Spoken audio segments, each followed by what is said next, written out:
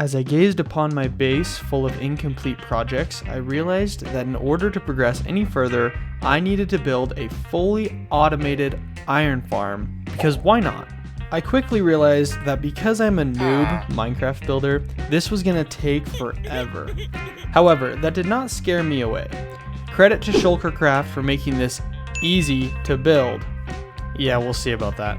I started by gathering all the resources I was gonna need for the build. In order to build this, I knew I needed 148 obsidian, which is kind of a lot, but with my efficiency 5 pickaxe, it made it doable. The only scary part was I was right next to the deep dark.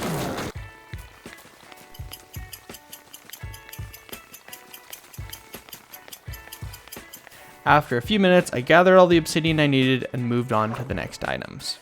I paused for a second at the desert because I had big dreams for this place, so I wanted to make sure I gathered sand in a place that wouldn't interrupt my plans later. I realized that I was going to need a lot of wool, and since I didn't have any, I decided to borrow some from my friend's sheep at his base. The other items on the list weren't too much of a big deal, so I'll just skip through these. Finally, I was ready to get started. I selected a spot to build it in my growing base of unfinished projects. I first built the platform where the golems would spawn and be sent to the nether.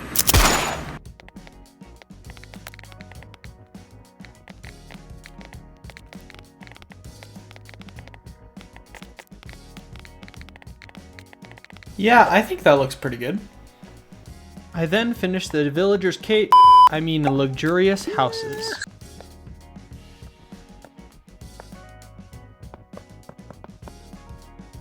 Crap, I forgot my silk touch pick.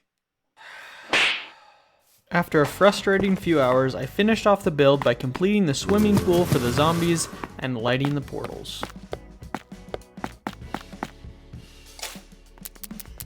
Wait, I almost forgot. When the iron golems go to the nether to their new home, we need some way for them to offer their precious iron to us. So after a few minutes of breaking netherrack and building the contraption, we had it finished. I call this the collector.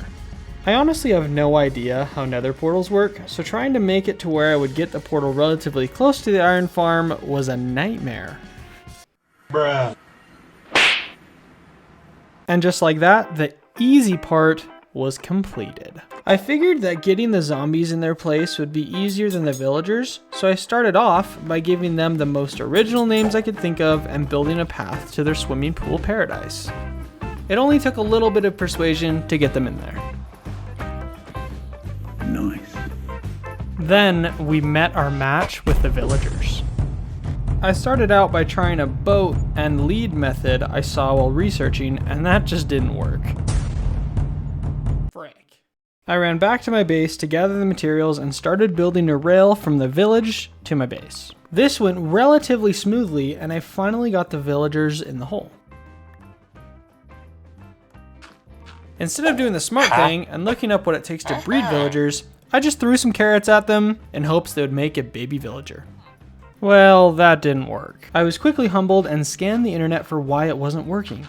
A few minutes later, I had the villager farm residence done, and it was time to wait. After what seemed like an eternity, I finally got all the villagers I needed and the farm was complete. Or so I thought. We ran into a problem. The iron golems began spawning in the most random places, and I figured out that it was because the ground in some spots was too high, making it an available block for the iron golems to spawn. Because of this, none would spawn in the portals, making me no iron. My first idea was I was going to dig out the area and destroy all the landscape in my way. That just looks awful.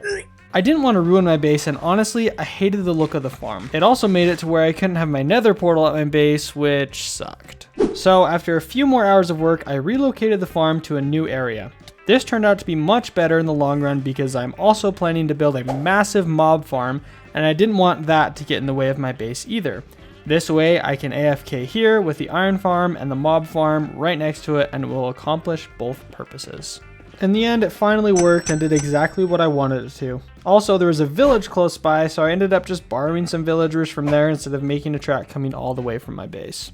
This video took me a ton of time to make, so I would appreciate it if you considered subscribing. If you enjoyed and wanted more videos about me building random stuff, give this video a thumbs up and a comment so I know to spend way too much time making the next one.